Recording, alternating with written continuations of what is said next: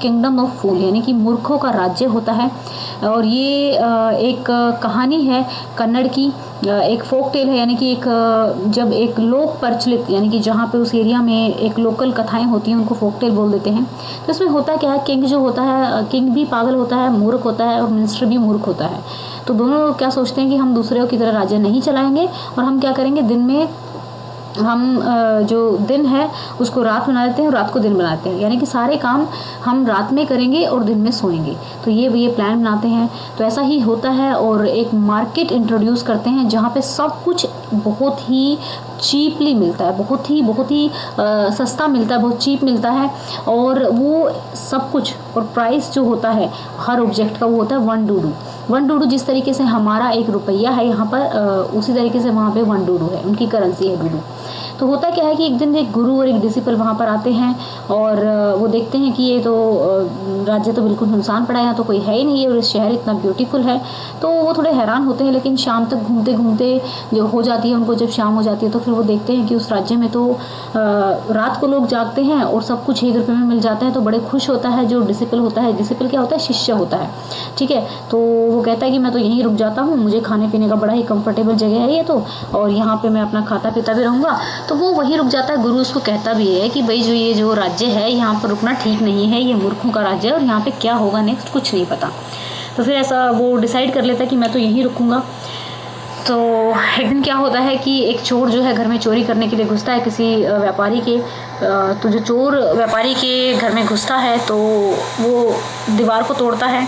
दीवार जो होती है थोड़ी कच्ची होती है, वो उसके ऊपर गिर जाती है और वो चोर जो है मर जाता है। चोर का भाई कहता है कि भाई जो मेरा भाई है, हमारा जो प्राचीन काम है, हमारा जो प्राचीन बिजनेस है वो करने के लिए गया था, लेकिन इस व्यापारी ने कच्ची दीवार बनाई हुई थी, इसलिए मेरा भाई मर गया। तो राजा क्या करता है, फिर उस मर्चेंट को बुलाता है और कहता है कि ठीक है भाई, इसको सज़ा दी जाएगी। मर्चेंट कहता है मेरी कोई गलती नहीं है, जिसने ये दीवार बनाई है उसकी गलती है।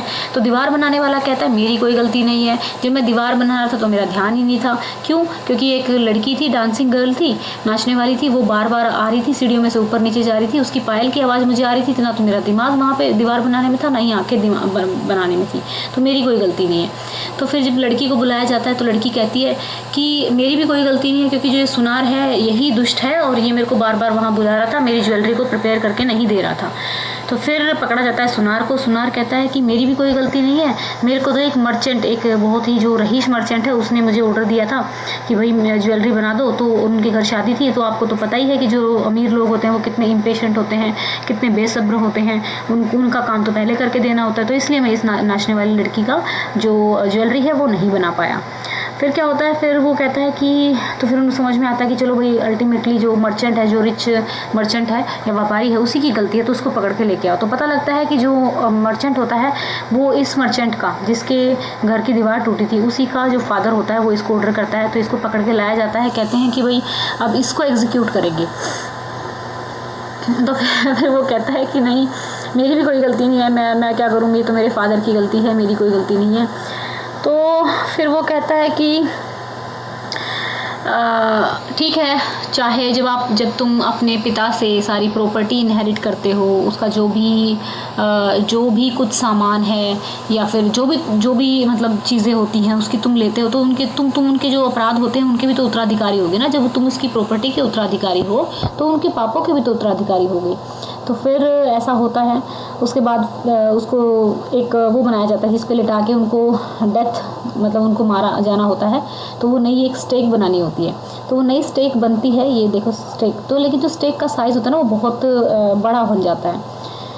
तो तब तक जो शिष्य होता है वो काफ़ी मोटा ताज़ा हो चुका है, खा खा के बिल्कुल, ठीक है। तो स्टेक काफ़ी बड़ी होती है। तो मिनिस्टर कहता है कि भाई जो ये व्यापारी है ना, ये तो इसमें फिट नहीं आएगा।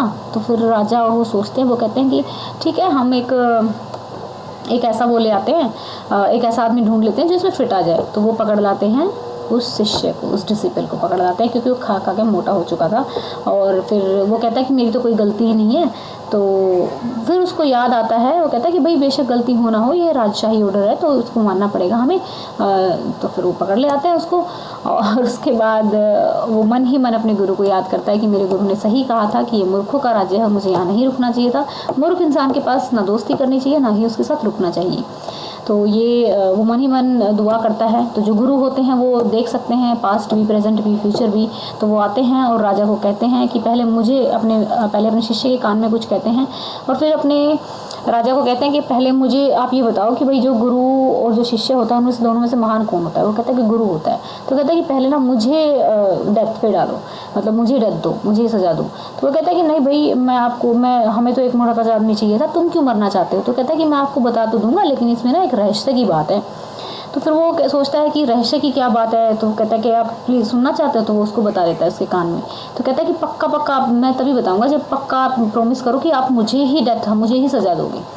तो फिर वो जाके उसके कान में बताता है कि ऐसा है कि जो ये स्टेक है ना, ये नई बनी है, ठीक है, ये न्यू बनी है, अभी तक इस पर कोई भी क्रिमिनल है उसको सज़ा नहीं दी गई है।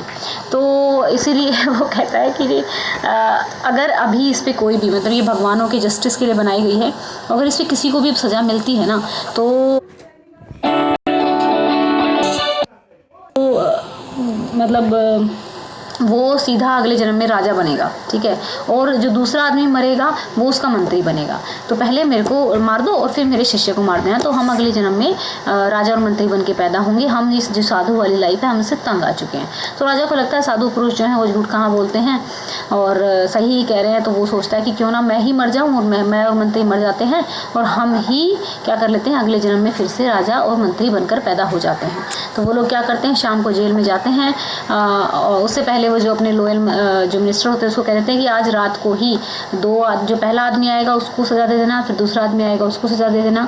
और तो फिर वो जेल में जाते हैं, जो गुरु और शिष्य होते हैं उसको आज़ाद कर देते हैं और ख़ुद उनका भेष बना लेते हैं और फिर उनकी डेथ हो जाती है। जब जो नगरी के लोग होते हैं, जब उनकी डेड बॉडी को फेंका जाता है चील कौवों को खाने के लिए, तो फिर वो देखते हैं, वो बहुत हैरान होते हैं, बहुत शोक मनाते हैं कि जो हमारा राजा है वो तो मर गया है, अब हम क्या करें, ठीक है, अब किस तरीके से राज्य चलेगा, वो कंफ्यूज हो जाते हैं। तो फिर इस तरीके से वो लोग गुरु और शिष्य को ही मना लेते हैं कि भैया आप वही राजा और मंत्री बन जाओ हमारे राज्य के। और शिष्य को मनाना तो आसान था, गुरु को काफ़ी मुश्किलों से मनाया जाता है। तो वो एक प्रॉमिस करवाते हैं कि भाई हम सारे लॉ चेंज कर सकते हैं और कभी भी मार्केट में वन डूडू में सब कुछ चीज़ें नहीं मिलेंगी। तो ये उनका एग्रीमेंट होता है और वो लोग राजा और मंत्री बन जाते हैं। तो ये स्टोरी थी, आपको चैप्टर को अच्छे से पढ़ना है। तो मैंने what new schemes wait a second What new scheme did the idiot king introduce in his state? तो आपको पता ही है, तो चलिए देखते हैं। What new schemes did the idiot king introduce in his state? The new scheme introduced by the idiot king was he ordered all the people to sleep by day and work by night। यानी कि दिन में सो, रात में सो दिन में सो और रात में जागो। एनीवन हु डिसओबेड, जो भी इस बात को नहीं मानेगा, तो उसको डेथ का पनिशमेंट मिलेगा। तो ये बात होती है, ये स्कीम होती है। क्योंकि मतलब आप लोगों ने पूरा इस चैप्टर के अगर आपको क्वेश्चन आंसर ठीक से करने हैं ना बच्चा, तो आपको पूरा चैप्टर एक बार पढ़ना पड़ेगा। मुझे लगता है कि जो ये समरी के रूप में अब आपके चैप्टर आने लगे हैं, तो शायद DOE चाहता है कि आप लोगों का फटाफट सिलेबस कवर हो जाए, क्योंकि काफ़ी धीरे धीरे खिंच रहा था अभी तक। तो अब समरी के फॉर्म में आने लगा है, तो फिर चैप्टर्स आपको पूरे खुद ही पढ़ने पड़ेंगे। और मैंने बिल्कुल लाइन बाय लाइन आपको समझाया है चैप्टर को, तो प्लीज़ एक बार वहाँ जाकर देख लेना डिस्क्रिप्शन में। Why did the disciple to stay while the guru decided it was not safe? The guru soon realized, गुरु को जल्दी ही रियलाइज होगा that staying at such a place was not safe or secure because the king and the minister were making foolish decision to run the kingdom। राज्य को चलाने के लिए वो मतलब मूर्ख से मूर्ख डिसीजन ले रहे हैं, तो ये जो एक प्लेस है वो सेफ नहीं है। गुरु को रियलाइज हो जाता है। But the disciple decided to stay because it was a very comfortable place to stay and food is very cheap. जो भोजन होता है काफ़ी चीप होता है, हर चीज़ तो वन डूडू से मिल ही जाती है। तो चलिए, how did the disciple realize his mistake? जो डिसिपल होता है वो अपनी मिस्टेक किस तरीके से रियलाइज करता है। When the disciple was arrested, जब डिसिपल जो होता है अरेस्ट किया जाता है उसको, to be put on the stake despite no fault, ठीक है, उसका कोई फॉल्ट पे नहीं होता, तब उसको समझ में आता है, ही रियलाइज हिज मिस्टेक, की सही कहा था गुरु ने कि ये मूर्खों का राज्य है और यहाँ पे कुछ भी हो सकता है। Which clever trick did the guru play to save his disciple? अब देखो आपसे ये क्वेश्चन पूछ लिया गया, सोच के देखो एक बार। यहाँ पर पूरे पैराग्राफ में उस ट्रिक का कोई नामो निशान नहीं है। यहाँ पर देखो, यहाँ पे बस उसने कह दिया कि एक क्लेवर प्लान बनाया। तो क्लेवर प्लान है कहाँ पे? ये नहीं दिया हुआ है, तो उसके लिए आपको चैप्टर को ही पढ़ना पड़ेगा। तो एक बार प्लीज़ चैप्टर पूरा पढ़ लेना, आपको पीडीएफ की ज़रूरत नहीं पड़ेगी, एक बार वीडियो देख लोगे क्योंकि लाइन बाय लाइन कराया है।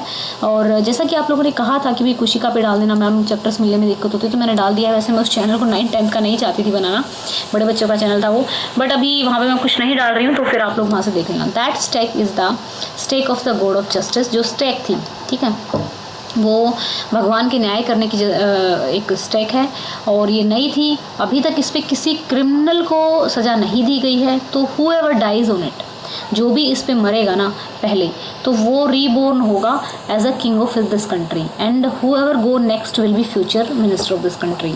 We are sick of our ascetic life. हम अपनी जो साधु की ज़िंदगी है उससे परेशान हो चुके हैं। It would be nice to enjoy ourselves as a king and minister for a while. तो हम किंग और मिनिस्टर की तरह जीना चाहते हैं।